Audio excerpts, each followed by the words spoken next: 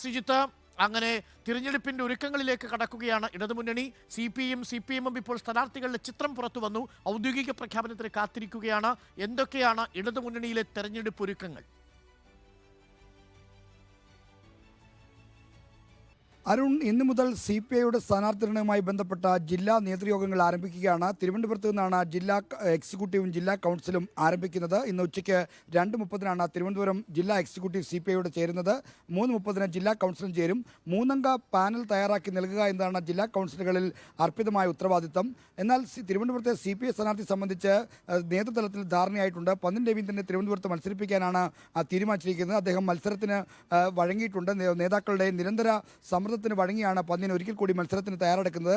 2005-ൽ PKVയുടെ നിര്യാണത്തിലുണ്ടായ ലോക്സഭാ ഉപതെരഞ്ഞെടുപ്പിൽ പന്ന്യൻ തിരുവനന്തപുരത്ത് മത്സരിച്ച് വിജയിച്ചിരുന്നു. അങ്ങനെ തിരുവനന്തപുരത്തുകാർക്ക് വളരെ പരിചിതനായ വ്യക്തിയാണ് പന്ന്യൻ. ആ നിലയ്ക്കാണ് അദ്ദേഹത്തെ സ്ഥാനാർത്ഥിയായി മത്സരിപ്പിക്കാൻ നേതൃത്വം തീരുമാനിച്ചത്. എന്തായാലും ഇന്ന് CPIയുടെ ജില്ലാ കൗൺസിൽ 3-അംഗ പാനൽ തയ്യാറാക്കി നൽകും. ഒന്നാം പേരുകാരൻ പന്ന്യൻ രവീന്ദ്രൻ തന്നെയായിരിക്കും. രണ്ടാമത് മന്ത്രി GR അനിലിൻ്റെ പേരും, മൂന്നാമതായി മറ്റേതെങ്കിലും ഒരു നേതാവിൻ്റെ പേര് കൂടി നൽകാനാണ് സാധ്യത. എന്തായാലും 3-അംഗ പാനൽ തയ്യാറാക്കി നൽകുന്ന നടപടി ഇന്ന് വൈകുന്നേരത്തോടുകൂടി വ്യക്തമാകും. നാളെ കൊല്ലം ജില്ലാ കൗൺസിലുണ്ട്. 25-നകം, അതായത് ഞായറാഴ്ചയ്ക്കകം CPIയുടെ എല്ലാ ബന്ധപ്പെട്ട ജില്ലാ കൗൺസിലുകളും ചേരും. അങ്ങനെയാണ് നേതൃത്വ നിർദ്ദേശം. സംസ്ഥാന നേതൃത്വത്തിലെ പ്രധാനപ്പെട്ട നേതാക്കൾ പങ്കെടുത്തുകൊണ്ടായിരിക്കും ഈ ജില്ലാ നേതൃയോഗങ്ങൾ നടക്കുക. 26-ന് നടക്കുന്ന CPIയുടെ സംസ്ഥാന എക്സിക്യൂട്ടീവ്, സംസ്ഥാന കൗൺസിൽ യോഗങ്ങൾക്ക് ശേഷം സ്ഥാനാർത്ഥികളുടെ ഔദ്യോഗിക പ്രഖ്യാപനം ഉണ്ടാകും. CPMൻ്റെ കാര്യത്തിലേക്ക് കടന്നാൽ CPM സ്ഥാനാർത്ഥികളുടെ ഔദ്യോഗിക പ്രഖ്യാപനം വന്നില്ലെങ്കിലും ഈ സ്ഥാനാർത്ഥികൾ പ്രചാരണ രംഗത്തേക്ക് കടന്നു കഴിഞ്ഞു.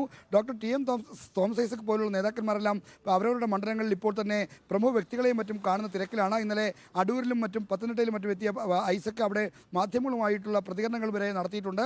അതായത് ആൻ്റണിക്കെതിരെ ശക്തമായ ജനവികാരം മണ്ഡലത്തിലുണ്ട് എന്ന തരത്തിലുള്ള പ്രതികരണമാണ് വിജയസാധ്യത പ്രകടിപ്പിച്ചുകൊണ്ട് ഐസക് നടത്തിയത്.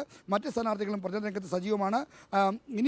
ഇന്ന് തിരുവനന്തപുരത്ത് ആറ്റിങ്ങൽ ലോക്സഭാ മണ്ഡലം കമ്മിറ്റിയുണ്ട്. സംസ്ഥാന കമ്മിറ്റി അംഗീകരിച്ച സ്ഥാനാർത്ഥി പട്ടിക റിപ്പോർട്ട് ചെയ്യുന്നതിന് വേണ്ടിയാണ് ആറ്റിങ്ങൽ മണ്ഡലം കമ്മിറ്റി രാവിലെ 10 മണിക്ക് തിരുവനന്തപുരം ജില്ലാ കമ്മിറ്റി ഓഫീസായ കാട്ടായിക്കോണം ശ്രീധർ സ്മാരക മന്ദിരത്തിൽ ചേരുന്നത്. ഇത് ഔപചാരികമായ നടപടികൾ മാത്രമേ ഉള്ളൂ. കാരണം സ്ഥാനാർത്ഥികളുടെ കാര്യത്തിൽ അന്തിമ ധാരണയായിട്ടുണ്ട്.